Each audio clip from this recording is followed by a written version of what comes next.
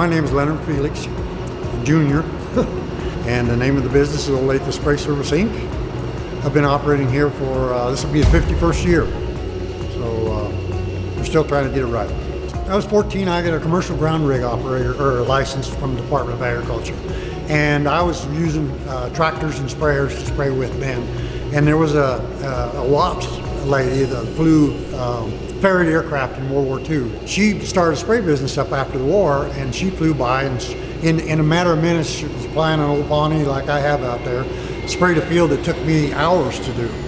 And so I said, that's what I'm gonna do. A lot of farmers out there are friends, and so you fly by and wave at them, or I had one guy throw a shovel at me one time, and so he didn't have a shovel the second pass, so he was down in the bottom of a ditch. When I went by that time, he went to the bottom of the ditch too.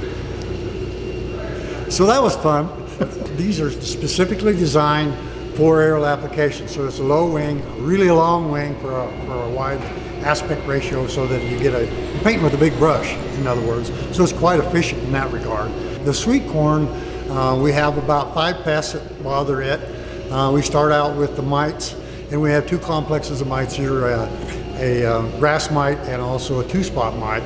2-spot works from the top down, and the grass mite works from the bottom up. If they come together on the ear, they don't have any yield. It kills the plant, and it just shrivels, and it doesn't yield anything.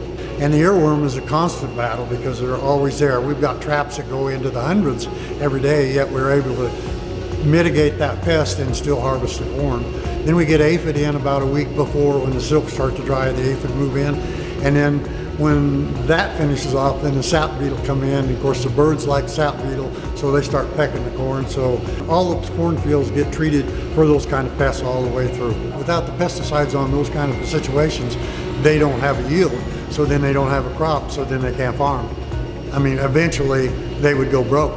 There's a lot of people concerned about GMO, and so really, if you think about GMO, then bees are guilty of GMO because they carry pollen from one plant or one species to another species, or one variety to another variety, and that genetically alters that plant. So that's where GMO came from, was learning to how to cross-pollinate and breed different plants, and without it, modern agriculture would be nowhere. If we had to go back to the maize that the Incas used, you couldn't feed 10% or even maybe 1% of the population. I'm going to jump in that airplane and go back to work.